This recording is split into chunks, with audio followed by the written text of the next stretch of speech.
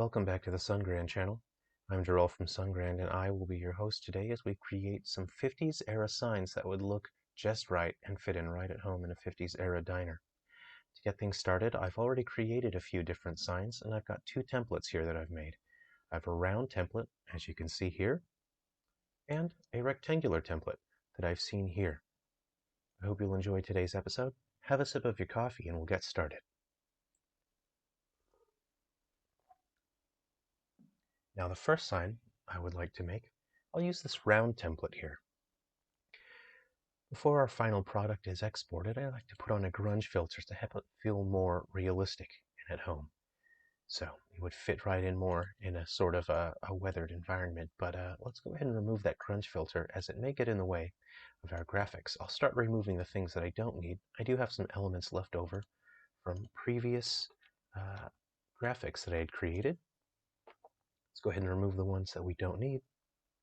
And for starters, I have an idea of what I would like to put in terms of the visuals for this.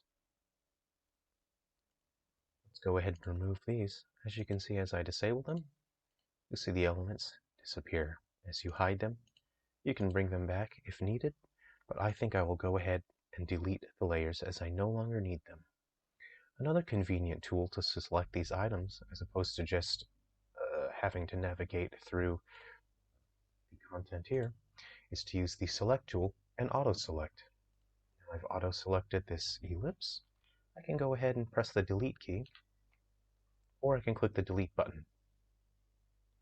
Now, it is quite useful to remove that, as you don't always want to have the auto select enabled, as that can often cause you to select layers that you don't necessarily want. The idea I have in my head for this sign is to use a sort of trapezoid, and I think that would look quite nice. I'm going to remove all these extra layers that I had on previous products. Actually, I'd like to keep that just in case. You can see as I enable these, I can reuse elements from other scenes. That's not one I particularly need at the moment, so let's go ahead and hide him again. He can stay in his little hidey hole until he'd like to come outside. Alright, now I'll create a layer, and I will create a shape. Let's go ahead and try a very light off-white, sort of eggshell color. I think that looks just nice. And go ahead and remove our text. Let's hide that so we no longer see that. We don't really need it anymore. Start up here. Let's see. That seems about right. I'm going to have that selected. I will select my background layer, which is locked. And I will use the tool here to center it. Fantastic. That looks just right. I'll use my pen tool. I'd like to select a point on my shape. Make sure we only have the rectangle selected, and perhaps I'll go for a sort of trapezoid look. Yeah, that seems about right. Okay. Now, actually, I think I might want to invert that. As you can see, for Westerners, particularly in the States, we generally read from left to right. So visually, our visual language tells us to read from left to right. If we have a car or gasoline symbol that sort of indicated a shape like this, then you might think you are traveling uphill. Traveling uphill is more difficult than traveling downhill. So that might not be a great message for a gasoline company. Go ahead and change that so we are only traveling downhill. Now this steep seems a bit violent. This might say you're going to be traveling downhill uncontrollably at a very fast rate. So I'll ease that angle just a little bit. Fantastic. That looks just right to me. Now, you might be wondering, how do you stop that shape from showing up? Well, you see, I have this inside of an overlay mask here. If I take that out of the folder which has the mask, you can see that the shape will appear outside of the mask. I'm going to bring that back in there. Okay. Use my tool. Control T. This time, actually, let's leave that. Sort of looking at my proportions here, and I'd like to have this shape occupy the majority of the shape, but not an overwhelming amount. I think that looks just right. Let's go ahead and shrink this down just a little bit. By shrink, I mean we'll just move it up a little. How about that? We will duplicate this shape. Click the OK button. And we'll transform and we'll flip vertically. I'm going to hold the Shift key as I move this little fellow around. Okay. Now we have a bit of an odd shape here. You see it sort of goes into a bottleneck. I'm going to transform and I'm going to flip that horizontally. Fantastic.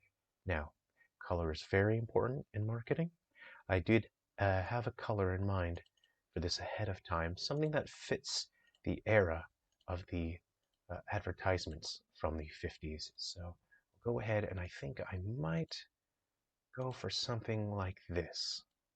Fantastic. You can see as I hide that, I do have a circle behind that. I'm going to switch that to something that looks like a color that we would have seen back in that era. How about this?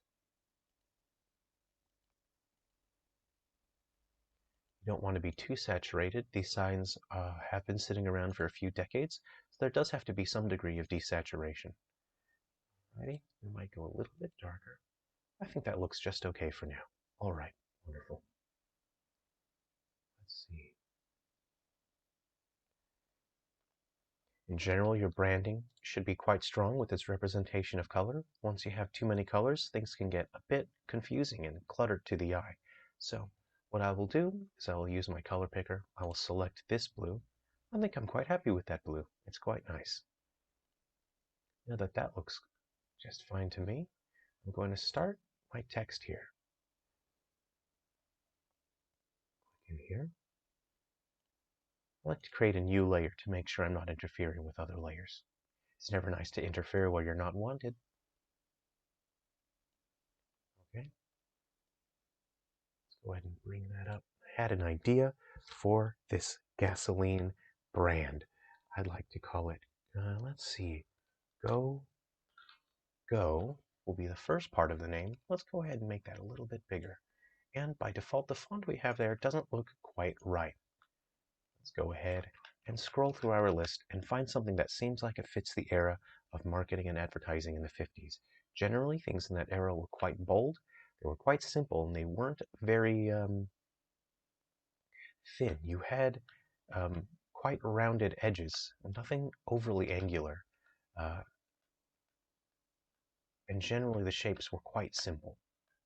So let's look for something bold, rounded, and simple, but not overly round. Once you get overly round, you start to look more similar to the late 60s and early 70s, things with a softer, more natural look. In general, things had a more industrial look with the fonts. Actually, I'm not too sad about that. I do like that. Let's see here, maybe something a bit more typical of the 50s. Let's see here. It's just not bold enough. Oh, that's groovy. Now, what I'm not a big fan of here are these little bits that hang down here on the corners, and it is very angular right here. That's something that I would not say is very typical, as they have these very sharp angles, a whole lot of these sharp angles that seem to form shapes that are a bit distracting to the letter itself. So, again, a little bit too round for what we would like. This is a bit softer, but it's not quite bold enough. Let's see here. I'll go through quickly and then I'll pick something that's a bit too soft. Let's see. You could spend all day looking at these wonderful fonts. They can be a bit transfixing. Let's see. Actually, I'm not too sad about this, but I would like it a bit more rounded here. Let's go ahead and do this. How about we do this? Bring that up. We'll press Control T. Now we have a few options here. I'll have to select my text. Let's go ahead and give them a little bit of this. How about a little bit of this?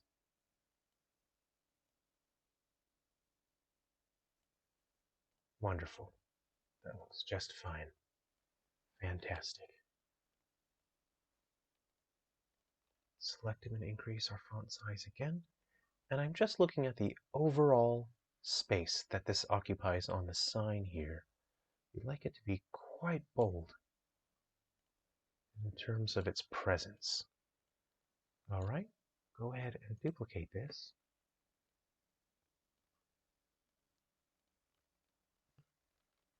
Ooh. Gasoline, okay. Might have to shrink that down so it fits. Let's go ahead, make this bigger. And then we can always make minor adjustments to our size as need be. We're going to select both of these, our locked background. I'm going to hit that just to make sure that everything is nice and centered, and it looks like it is. Fantastic.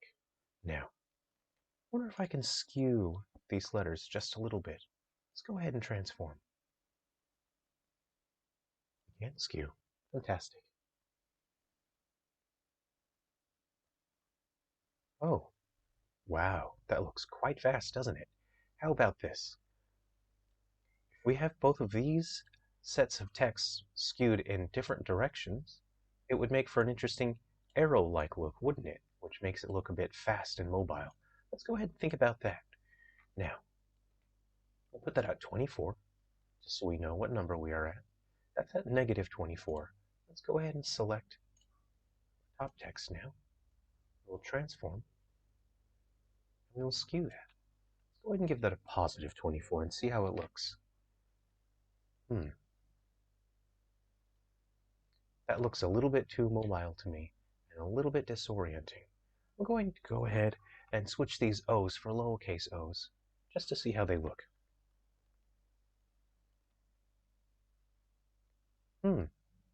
Honestly, I think I prefer the lowercase o's. What do you guys think? I think that looks just fine. Now, it wasn't beyond the era to use outlines, so we might go ahead, try an outline, and see how that looks. Let's go ahead and give this an outer glow. I'm going to switch this to normal. We're going to copy this eggshell white that we have here so we can have elements that go well together. Let's increase that size there, and I quite like that. We're going to copy our layer style. We'll go to our gasoline, and we'll paste the layer style. Let's zoom out, have a look. What do you guys think? Now I think the go-go might be occupying either a little bit too much space or not enough. So in these sorts of situations, you have two options, because right now these two text elements are clashing with each other. You can either make the go-go smaller and make it match the gasoline more in terms of presence, or you could make the go-go the larger, more prominent portion of the image, which I think might be more interesting. And you can shrink down the gasoline. And now we have a brand that looks a little bit more coherent. So now go-go would be the defining part of that brand. Let's go ahead and make sure we have the right color selected. Use our rounded tool. How about this? Let's create a line here. Don't want that too thick. We want it to appear speedy. Now, that's a little bit too thin. Let's try again. Okay, that doesn't look too bad. We'll go ahead and select our background again. We'll want to make sure that is centered. Now it sure is. We have just our rounded rectangle selected. Duplicate that.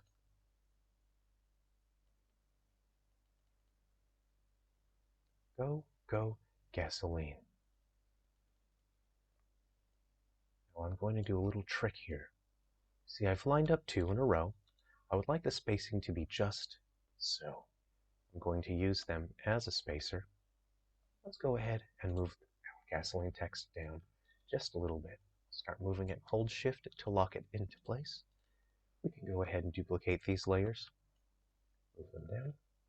Now, as you see, we disable and delete. Disable and delete. Ah, I've done a funny. Here we go. Let's try that again.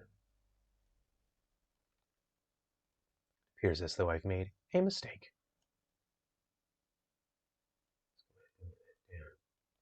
Okay. I've deleted the wrong ones. Let's figure out where this fellow's gone. Let's delete this. And delete this. Appears I have a duplicate somewhere. Let's go ahead and delete this one as well. Okay, so now we know our lines are perfectly lined up, but it looks like our colors are not quite right. This blue is the wrong blue. There we go. That was easy to fix, wasn't it? Now we have a blue that absolutely pops. Let's see, we'll have to balance our elements a little bit now. This is where it's useful to have the auto select tool. Let's go ahead and click on this one, and I'll use the up key to nudge that out of the way so we can give a bit more breathing room to the important part of our logo here. Let's give that a little bit more breathing room. Actually, top one seems to have more presence, doesn't it? We have our go-go. Let's go ahead and move this one up. This is the important part of the brand now. And our 3 lines. Let's turn the auto select off. I'm going to Control T. Let's go ahead and shrink these down. I would like them to extend past the go, but the important part is that they are balanced and make sense in the identity of the logo. I'll use my auto select again. I'll click on the top line. Oh, here we go. This time I'll use the right key to nudge it. 1, 2, 3, 4, 5, 6, 7, 8, 9, 10. Wonderful. Let's go ahead and give a little bit of movement to our scene here. Let's click our bottom line and give that a 1, 2, 3, 4, 5, 6, 7, 8, 9, 10. All right, we have a nice, delicate slope. That might not be enough movement. Let's zoom out so our nudge has more of an effect. Let's give that 5 more. 1, 2. That seems to have done quite a fair bit. Let's go 1, 2 for the bottom line. Maybe 3, 4, and 3, 4. Okay, that seems to have a fair bit of movement. I'm going to select all 3, and I'm going to reduce the height as I feel that they might be a little bit too thick. As you can see, I'm just lowering the number here on the height until I feel like it matches and balances out the scene just so. Wonderful. We'll turn that off again. We'll select our gasoline. Let's make sure this all makes sense. I'd like gasoline to fit comfortably inside of the go-go. So that in terms of design, it should make sense. We'll manually recenter that because it is slanted now due to that movement. Okay. Go. Let's lower that a little bit. In general, we probably want a fairly even amount of space between there and there, but it ain't a piano. Let's go ahead and eyeball it. What do you guys think of that? That doesn't look too bad. Overall, I think that looks okay.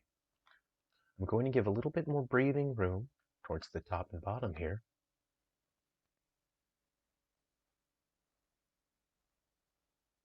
Let's see. Auto select. A little bit more breathing room there.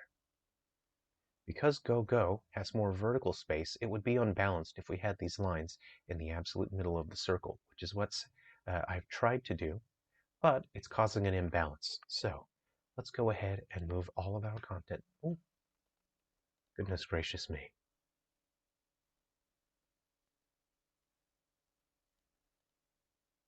We don't want to affect those white lines. Let's go ahead and nudge these down a little bit. There we go. This means that the middle part of the circle should be right about here. We'd like a fairly even amount of space here, as you see here, and I think we are close. So The last thing that I would sort of like to make an adjustment here is that all of these elements, they don't leave enough negative space. And in terms of the 50s era marketing and branding, there tended to be a little bit more negative space left over.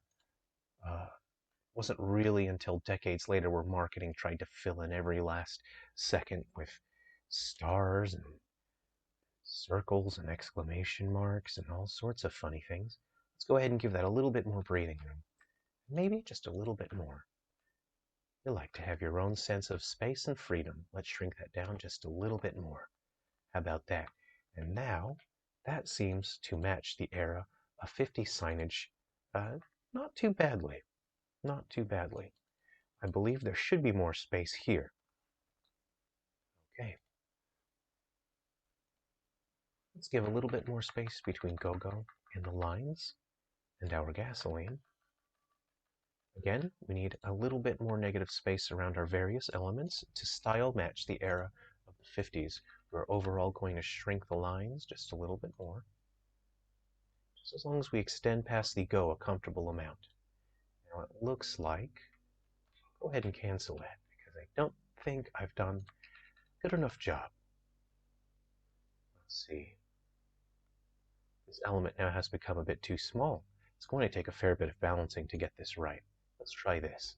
What happens if we just made that a little bit bigger? That seems to make more sense visually as opposed to fighting for a particular size. Okay, go, gasoline. It might make a little more sense at this point if gasoline was just a little bit more smaller to balance that out. Okay. I think that's quite close. The last thing I will do here, just to make this fit a bit better, is to reduce the size of that outer outline there. So I'm looking at how they sort of clash with each other, and I don't want an uncomfortable amount of dead space between them. I think that looks just fine. Go ahead, put a grunge filter on that, and once we get that in game textured, I think that would look just fine. There's one more small thing I would like to try before we sign out today. Let's duplicate this little circle here. Let's disable our grunge filter again one more time. Now, let's go ahead and pick the color of this circle just to see how it looks. This is just to try. We don't necessarily have to keep these changes, but it's always nice to see. And try and experiment with lots of different things in life. You never know what you might learn. That doesn't appear to be too bad. I quite like that circle that stands out just like that. I think that actually does give it a presence that's quite nice. Not too bad. Something we could also try is to invert the colors. Let's try this. Let's make the outer circle white and the inner circle blue. Oh, that doesn't look too bad as well. As you can see, you can play around with this for hours. I quite prefer to have these elements both white so they connected and make a bit of sense. You can see there is a little bit of boundary between them, which is quite easy to fix later on, but that's quite fiddly, so I can handle that later on. I quite like this logo here. There is one more thing I could try as well, which is to put a small blue ring on the inside of that, but I think I'm quite happy with this. It matches the visual design of having the white on orange and the blue bordered between it, or behind the white. I'm quite happy with this. What do you guys think? Yes, I suppose we can call that a success for today. I've enjoyed working on this artwork with you, and next time we'll see what it looks like when we take these various pieces of art and hang them in our 50s diner. I sure do appreciate you stopping by, and I hope you enjoyed that. If you'd like to see more videos similar to this one, go ahead and like that subscribe button. I sure would appreciate it if you also shared this video with other people who you think might be interested. I'll be working on another one of these videos soon, so please stand by for episode 2. Take care of yourself, and hopefully we see you again soon.